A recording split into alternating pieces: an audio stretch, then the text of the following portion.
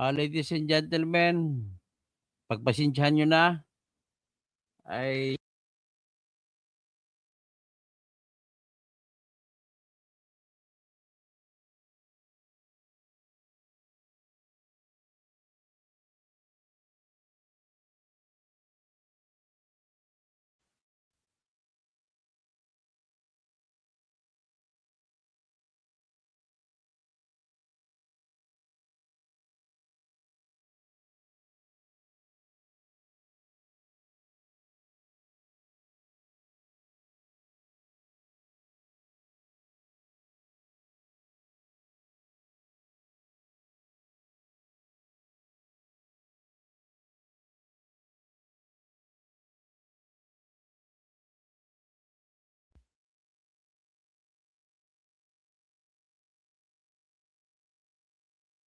hello, hello.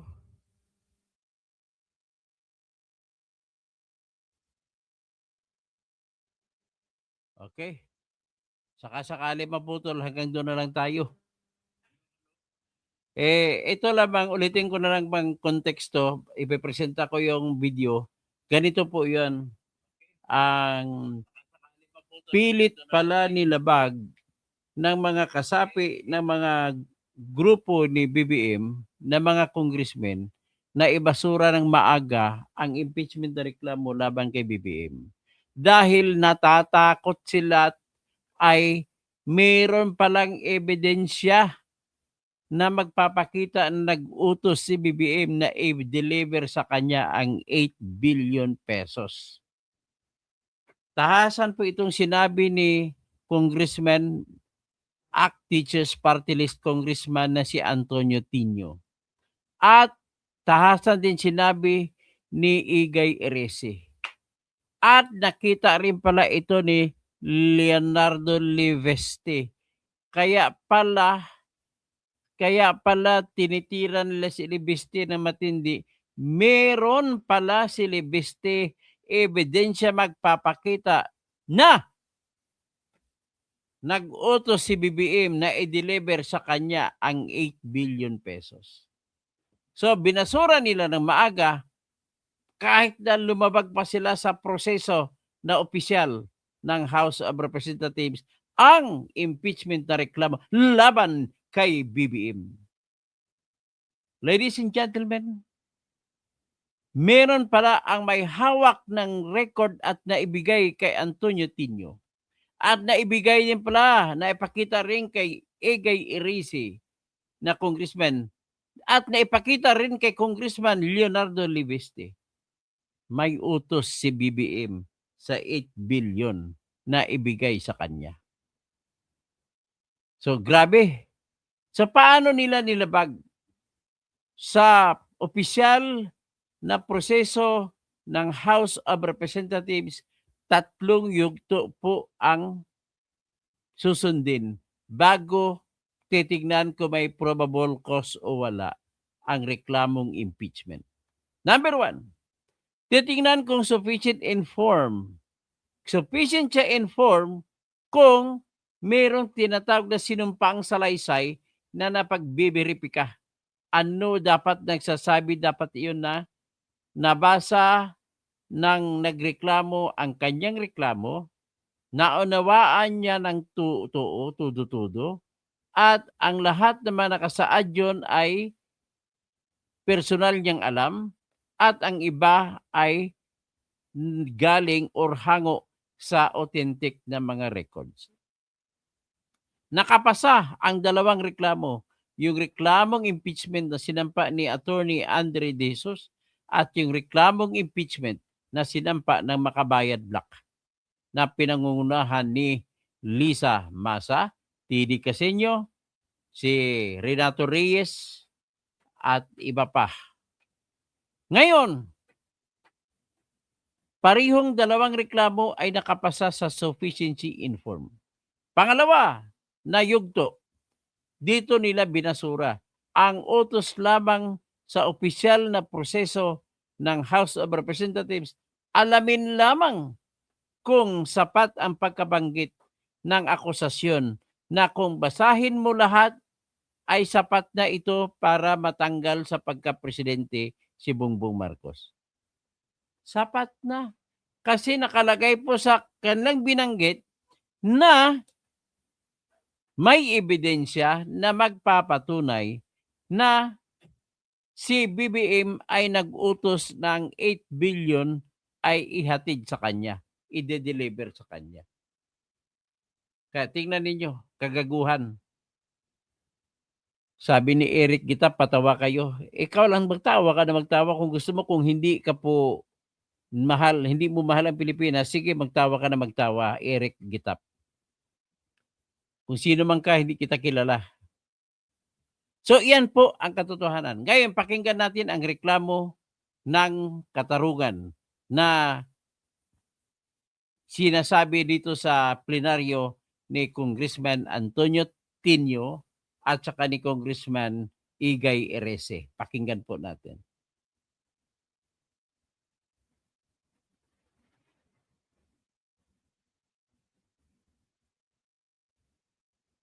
Ito po yun.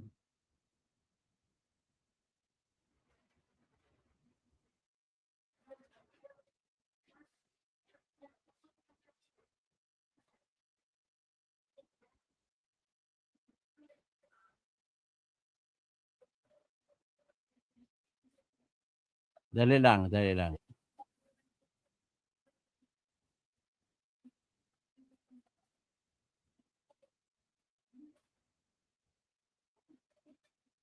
Ito po, ito po.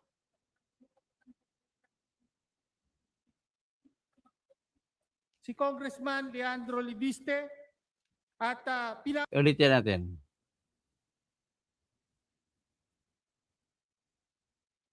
Si Congressman Tinio, pakinggan natin.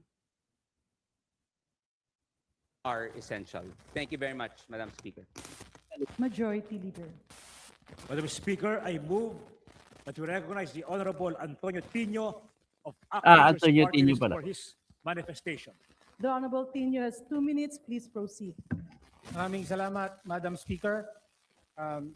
Nais ko pong i-address ang mga statement o ng mga membro ng mayorya Gabriel Nunez, both kung sa ano ang Justice pinagsasabi mo, Committee wala sa hulog. at sa publiko, sa media, no, na hindi raw napatunayan ng mga endorser ng complaint yung mga aligasyon laban sa Pangulo na betrayal of public trust. Wala daw ebidensyang naipakita. Una, hindi pa po ito ang yugto, yung determination of sufficiency of stance. Hindi pa ito ang yugto ng pagpapakita at pagkilatis ng ebidensya. Hindi po yan ang trabaho ng mga miyembro ng komite. Sa Pakinggan niyo, ito, Mege. gayunpaman, nais po nating idiin na sapat-sapat ang allegation of facts sa complaint para sa sufficiency in substance.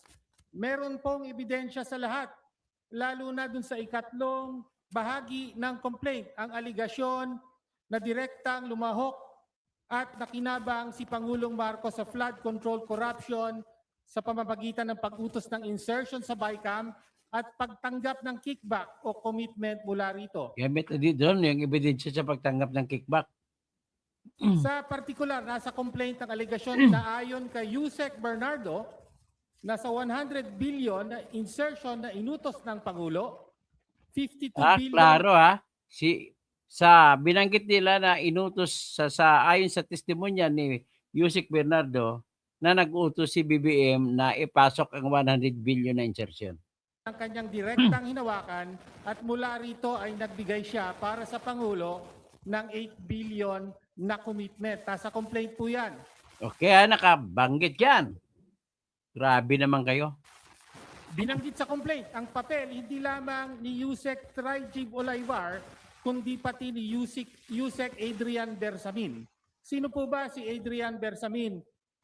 Officially, PLLO, Presidential Legislative Liaison, pero lumalabas unofficially siya ang runner, bagman at disbursing officer ng Pangulo na tumatanggap at gumagastos ng kickback sa utos ng Pangulo.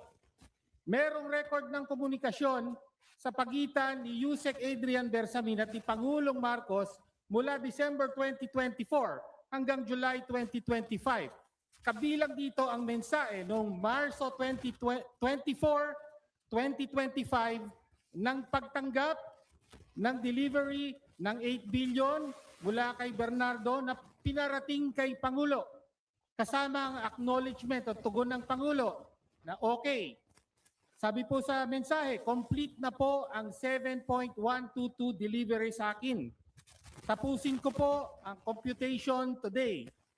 Kalakip nito rin ang detalyadong computation ng mga pinaggastusan ng 8 billion na kickback. Kasama po rito, pangunahin ang gastos para sa mga kandidatong sinuportahan ng Pangulo noong nakaraang eleksyon. Kasama rin ang gastos sa mga TV ad para sa eleksyon. Pambayad ng 6 million pesos para sa dayuhang pollster na si Perud na ginagamit na election consultant ng Malacanang at 68 million pesos bilang talent fee para sa isang performer na ginamit ng administrasyon sa kampanya. So, yung para binayad kay ano? Nung kumakanta? Tuloy ang komunikasyon na ito hanggang July 2025.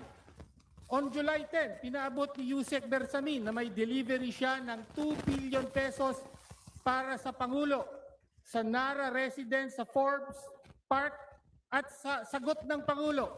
Sasabihan ko si June Baris. This Grabe. is July 10. June Baris. The President appears to be receiving kickbacks days before he went to Congress. Humarap siya rito at nagsabing, mahiya naman kayo. Sino po ang dapat na mahiya? Bukod kay Yusek Bersamin, may kopya po ng record ng komunikasyong ito ang isa pang miyembro ng kapulungang ito, si Congressman Leandro Libiste, at pinarating sa amin. Sa ilan sa aming mga kasapian dito, kasama si Congressman Erice, hawak din ito ng isang LGU official na Respectfully pinagkakatiwalaan requesting the ng Honorable mga Tino to Bersamin. Sa please madaling wrap sabi, up.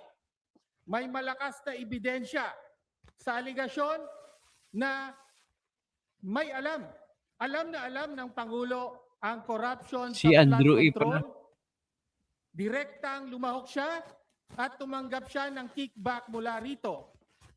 At nasa kapulungan ngayon ito kung boboto para patayin ng impeachment at para tuluyan ng maprotektahan ng Pangulo sa investigasyon at paglilitis na tanging magagawa sa pamamagitan ng impeachment.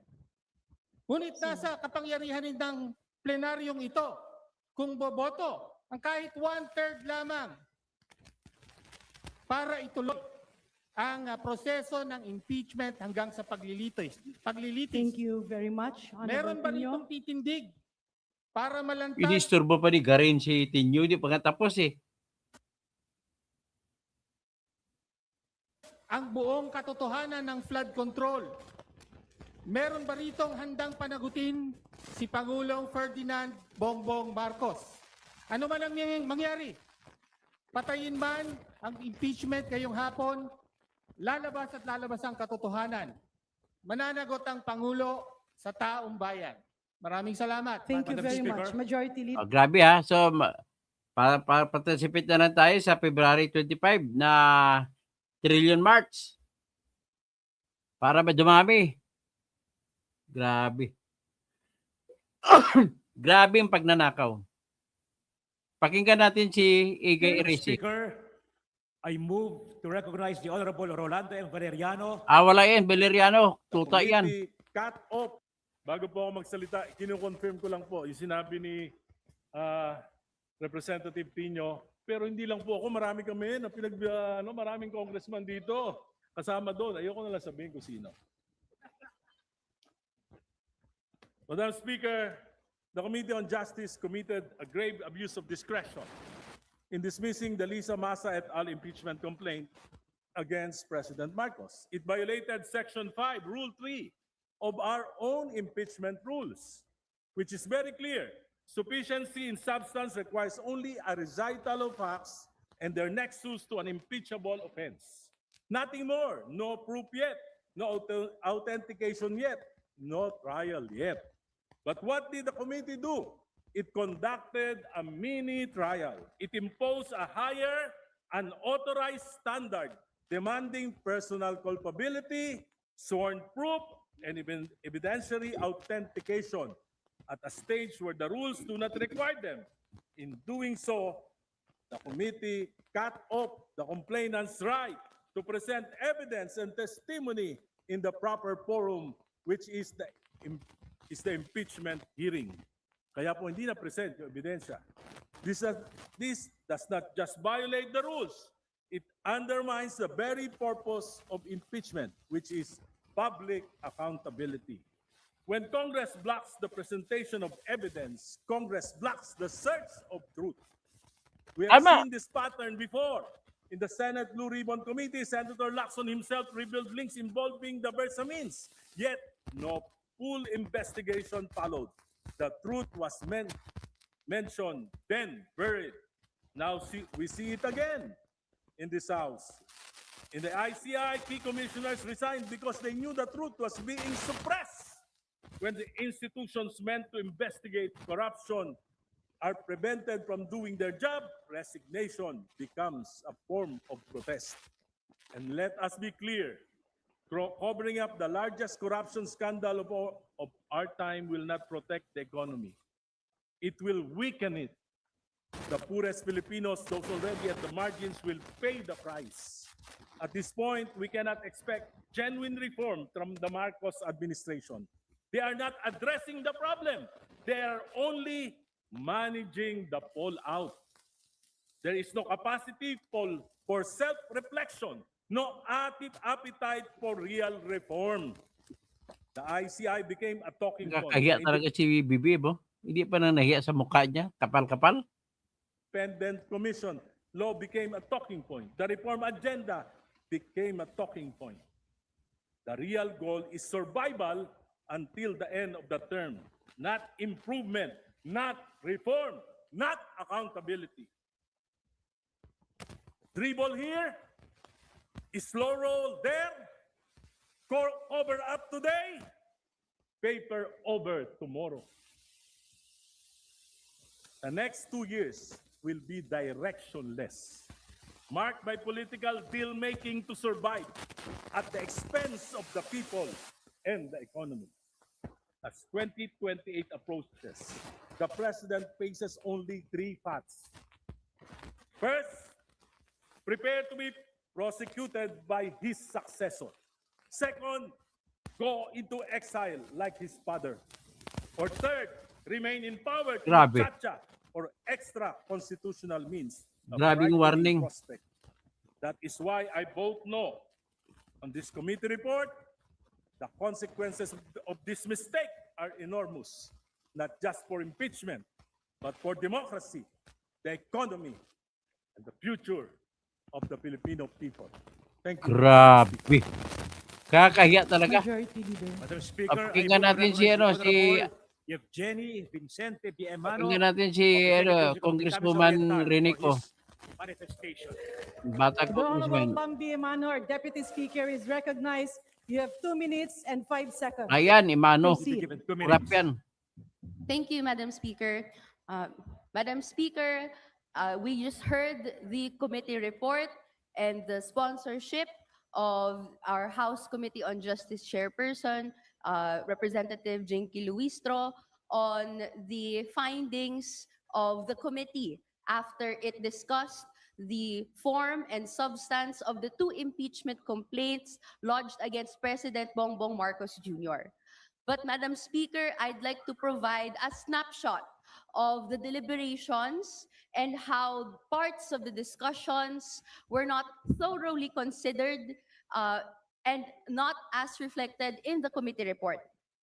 Madam Speaker, distinguished sponsor, paragraph 11 of the committee report reads, the Maza et al. Complaint fails to allege facts that would constitute abuse with respect to unprogrammed appropriations, the amounts of the same, the projects and implementing agencies, and recipient of the beneficiary of the alleged abuse of discretionary power. Wala raw pong recital of facts na nagsasabi na meron pong abuso sa paggamit ng unprogrammed appropriations. Pero po, Madam Speaker, nirehistro po ng endorser na to and miyembro ng committee na meron pong clear identification of 3 acts alleged in the facts that constitute abuse with respect to unprogrammed appropriations. Una, ang presidente po ang nag-aproba ng special budget requests na nire-require ng batas Tama. releases approved unprogrammed appropriations items after the budget was passed. Clear din po ang recital na may 213.8 billion pesos na nirelease in unprogrammed appropriations of various fiscal years, of which 111 billion pesos po ang pumunta sa flood control projects that were tagged as anomalous. I can cite din po paragraph 20 to 25 ng Maza et al. Impeachment complaint, ang mga recital of facts na ito. These are alleged to be one of the 3 acts constituting betrayal of public trust. Hindi po accurate ang committee report to say that there is no recital of facts constituting the offense. Gusto ko lang din pong i-correct. Meron din po nakalagay sa report. The doctrine of operative fact recognizes the law is presumed valid and constitutional while in force, assuming that this applies po to the Pimentel Third versus House of Representatives ruling on unprogrammed appropriations. Madam Speaker, I'd like to correct. The doctrine of operative fact as ruled by the court does not apply in this case. At pinapabalik ko ang 60 billion na sa PhilHealth. Madam Speaker, the point of all this, marami pong arguments ang dineliver on the floor, na pinaliwanag sa Committee on Justice na sufficient in form and substance yung Maza et al. Impeachment complaint. Repeatedly, ngunit hindi po ito direktang sinasagot. Meron pong ultimate facts na inallege, meron pong verification form, meron din pong... May we respectfully request the Honorable Renico to please wrap Yes po, up. I will wrap Thank up, Madam Speaker. Meron pong recital of facts that makes this sufficient in substance. Correct. And the way around it po is nagkaroon po ng botohan that the authenticity of evidence be considered at the level of sufficiency of substance, something that is not practiced or even provided in the rules of impeachment. Correct. Madam Speaker, Abuso. my distinguished colleagues, sufficient in form and substance ang impeachment complaint ng Maza et al.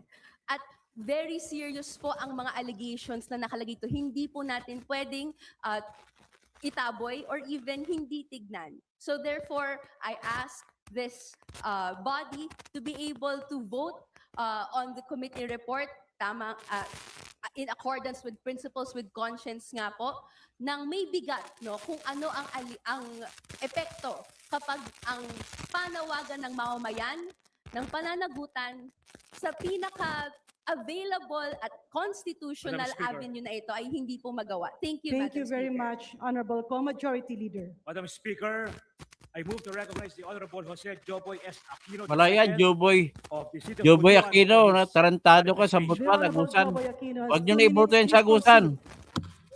Walang kwentang tao yan. by our rules. By our rules. 103, Ano naman, 106 kay to Ilaga 108 tayo, Ilago. include the series of voting Pakinggan natin si Sara Ilago. And narratives. The rule include the series of voting Move to recognize the Honorable Sarah Jane Elago for her 2-minute manifestation. The Honorable Ilago has 2 minutes. Please proceed. Yes, Madam Speaker. This representation would like to point out some observations on the committee report of the Committee on Justice on the impeachment complaint filed against the President. First, the committee report did not include the series of voting done before there was an actual count of votes on the consideration of the authenticity of the annexes to the impeachment complaints. There were 3 rounds of voting done by the committee, and this must be included in the committee report as a matter of fact. Second, the arguments in support of the sufficiency and substance contained only 3 paragraphs, while the arguments in support of insufficiency in substance contains a detailed narration supported by 15 paragraphs. Some of the contents in the complaint that were noted as sufficient factual allegations during the committee hearing are as follows. Paragraph 68, page 19, stating that the flood control budget surged by 33% in 2023, the first full budget under the BBM parametric formula, while unprogrammed appropriations exploded by 221%.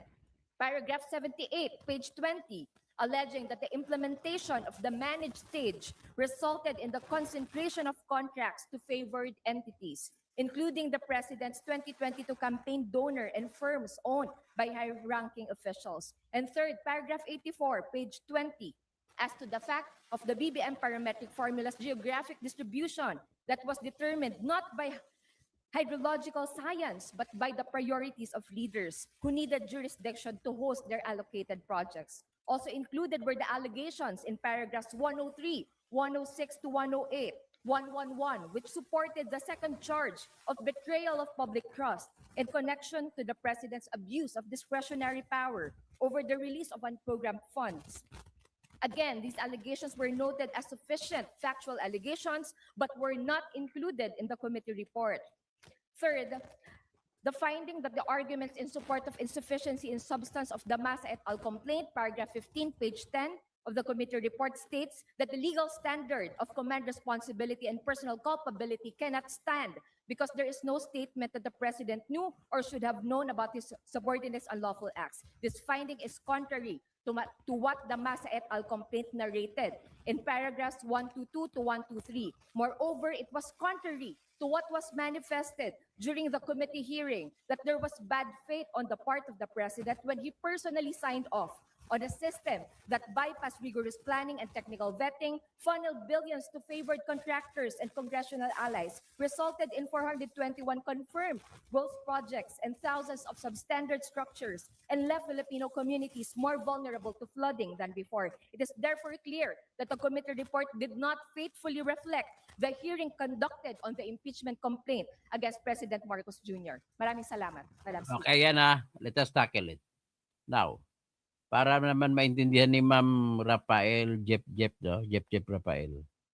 Ganito po yung proseso sa impeachment. Ang impeachment po, napapaloob po yan sa Article 11, Section 3. Section 2, Section 3. Okay, pinaka-importante dyan. Babasahin mo man paulit-ulit, pabaliktad, ay wala kang nakikita dyan na utos ang konstitusyon na yung pagbabasura ng reklamong impeachment ay nababase sa tinatawag na boto. Walang nakalagay na magbabase sa boto, pero nakalagay na magbabase sa ebidensya. At nakalagay rin na magbabase sa rules of procedure, mga panuntunan na ginawa ng House of Representatives.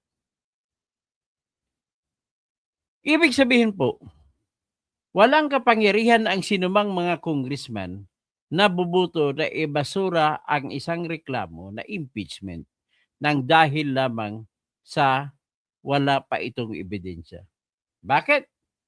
Kasi po, nasa pangalawang yugto pa lamang sila. Nasa second step pa lamang po sila. Ang unang step po ay pagdetermina kung sapat ito sa forma.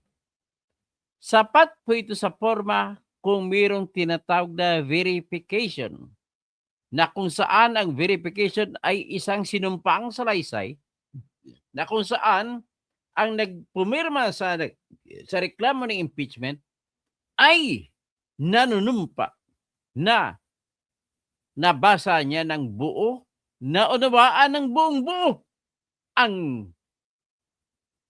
reklamo niya. At tahasan niya ring sabihin na yung mga nakasulat sa kanyang reklamo ay personal niyang alam at nakasandal sa mga records o talaan ng mga dokumento na authentic. Sapat na pagbiro niyan at pinirmahan ng nagreklamo at notaryado ang kanyang pagreklamo ay sapat na sa forma. Pangalawang step, nakautos mismo sa House of Representatives. Kailangan po na determinahin kung sapat ba ang sustansya ng reklamo. Pag sinabi po sustansya, nagtutukoy ka lamang kung sapat ang pagkakwento ng reklamo. Na kung totoo ang laman ng kwento ay matatanggal si BBM. At tanong, sapat ba? Sapat po, sapat na narinig nyo naman sa mga nagmumutawi ng mga bibig ng mga makabayan congressmen at dinugtungan pa ni Congressman Egay Erese ng Caloocan. Sapat na sapat, hindi pa naman hahanapin ang ebidensya kung totoo ang kanilang mga binabanggit. Ngayon, ano po ang ginawa nitong mga komitiba ni Jinky Luistro? Ang ginawa po nila, nagbuto-buto sila kung hahanapan nila ng ebidensya sa pangalawang yugto sa pagdetermina kung may sustansya. Hinanapan nga ng ebidensya. Sa totoo lang, kahit hinanapan ng ebidensya, merong ebidensya. At ang problema lang, sa kanila, inabuso nila ang kanilang mga tinatawag na choices, power to choose, discretion. At sinabi na hindi daw tama. Narinig ninyo ang sinabi ni Tino, may ebidensya siya na nagpapakita, na mapapatunayan na si BBM ay nag-utos na ang 8 billion ay i-deliver sa kanya mula sa flood control. Tama ba yan ang ginawa ng mga majority? Hindi po sila mga DDS. Excuse me, Mr. Bernard Ben Huerto. Sila po ay mga BBM. Iyon ang bumuto nagbabasura. 8 ang bumuto doon. Sino pa yung 4?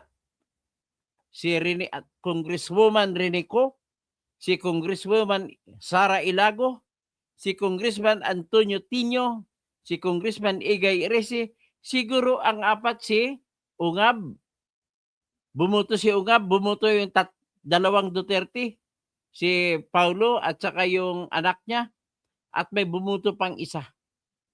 So 8 sila lahat. May 4 na nag-abstain. Ladies and gentlemen, pag-usapin na tanong kung sapat ba, wala ka pong choice. Kung iyan ang nakikita mo, Madam Rafael Jep-Jep, kung iyan po ang nakikita mo, hindi ka po pwede otorisado na bumuto ng babasura mo. Kung bumuto ka na ibabasura mo, ang tawag po dyan, inabuso mo ang iyong kapangyarihan sa pagsasabi kung sapat ba siya sa sustansya o hindi. Ang iyong choices lamang ay limitado lamang sa manipis na judgment call. Pero hayagan na klarong-klaro na pag binasa mo ay sapat na babanggit po. Kagaya lamang niyang pagpahuli niya kay Duterte na wala siyang dahilan, walang lokal na batas na nag-utos na siya'y aristuhin. Sapat na reklamo na yan. Yung reklamo na siya'y adik, hindi naman hinahanap pa kung totoong adik siya, ay sapat na para sabihin na siya ay hindi gaganap ng kanyang trabaho with utmost efficiency. Kaya nilabag niya mayroong culpable violation of the Constitution. Ano ang nilabag ng isang adik na presidente? Kung adik siya, hindi pa po hinahanapan ng ebidensya. Pero ang ebidensya kung meron man hahanapin, sapat na po yun. Yung sinabi ni Amy Marcos na kapatid, sapagkat walang kapatid na sinuman ang magsasabi sa kasamaan ng kanyang kapatid unless kung iyon ay katotohanan. Kagaya rin po yan ng isang akusado sa rape. Kapag nagsalita na ang babaeng ni-rape siya, paniwalaan yan kahit walang ebidensya. Sapagkat walang babae maglalabas at magbabanggit na siya'y ni-rape sapagkat yun ay kung totoo man o hindi, siya na ay magdudulot ng kahiyan sa kanya. Kaya kung siya'y nagpapatuloy na magbabanggit na siya'y ni-rape, yan ay walang ibang pakay kundi katarungan. Di ba? Sapat na sapat, 2 points. Number 3 point, yung pangungurakot niya na kinuha niya bilyon-bilyon.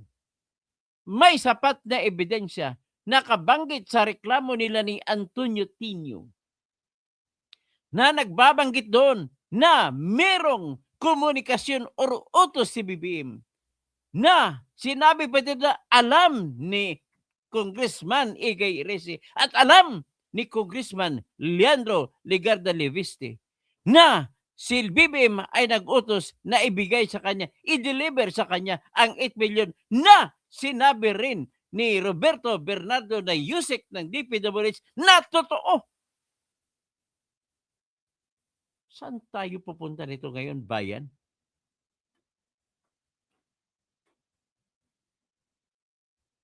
Anong gagawin natin ngayon kung ganon?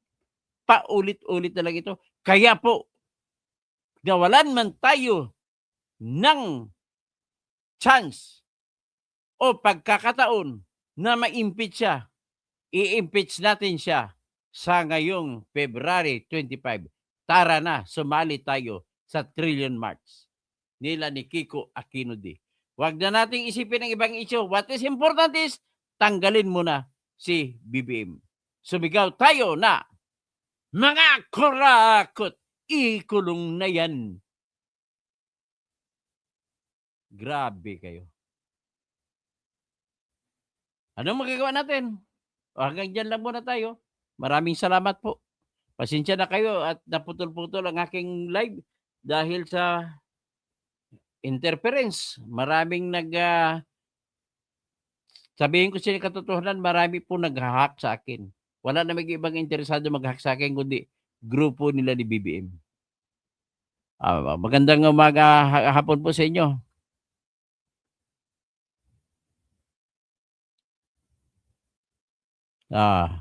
Conrado Alipio, mayapag at panapon sa mga kabalen. Naimbag ng malim sa mga kabsat ko.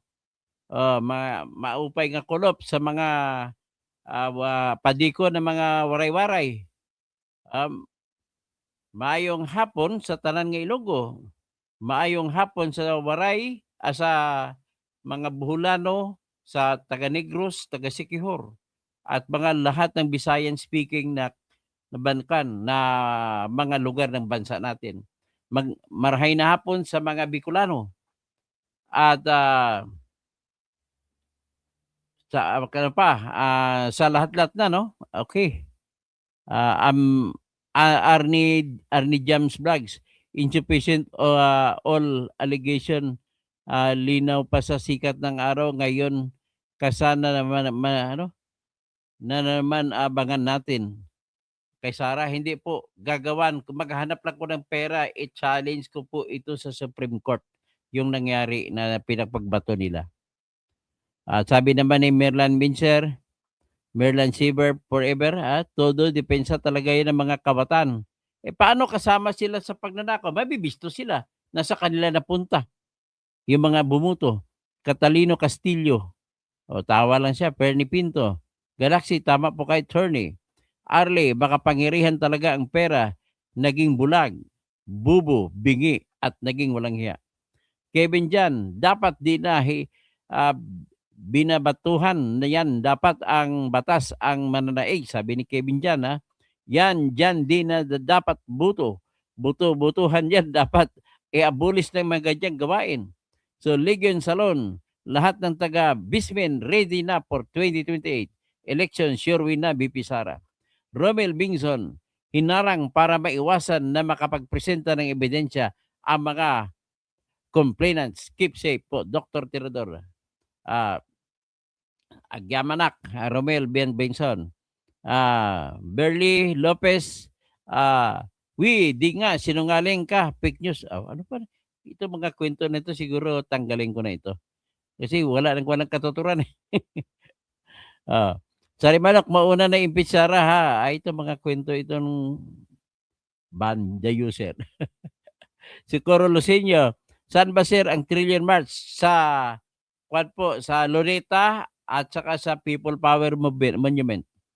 Ang organizer, si grupo nila ni Kiko D. So Kevin Jan, sa totoo lang attorney, wala nang kwenta ng mga batas natin ngayon dahil binabali nila dahil sa pera. Kaya ang botohan na yan, bias na yan. Kaya pagkagawa natin paraan na yung boto ng mananaig. Huwag yung pera na pambili ng boto. Ben Marhuerte, gusto ko yung energy mo na nagsasabi ka ng sufficient substance. Sasabihin mo rin kaya sa impeachment. Pag may bakit, sasabihin natin sufficient. Hindi naman sinasabi dyan na kailangan lang na may kan. Hindi naman kailangan ebidensya. So, Coro Lucenio, pinatay nga ni Cain si Abel. Albert Inguito, good PM bro, attorney, noon pa sinasabi ko na Ribgob, busog ang Congress. Tapos, Andis, Katuto, wag ka palagi dumipinsa kay Sara, magalit sa iyo si Inso. Wala akong pakialam kay Inso. Aldos Bay, Valer, okinanam mo. Okinanam. Tapos Aldos Valer, ungas, wala na yung amo mo, ang daming ebidensya. Anyway ganun man ay maraming salamat po sa pakinig at akin pong tanggalin yung portion ng aking live vlog na walang sound.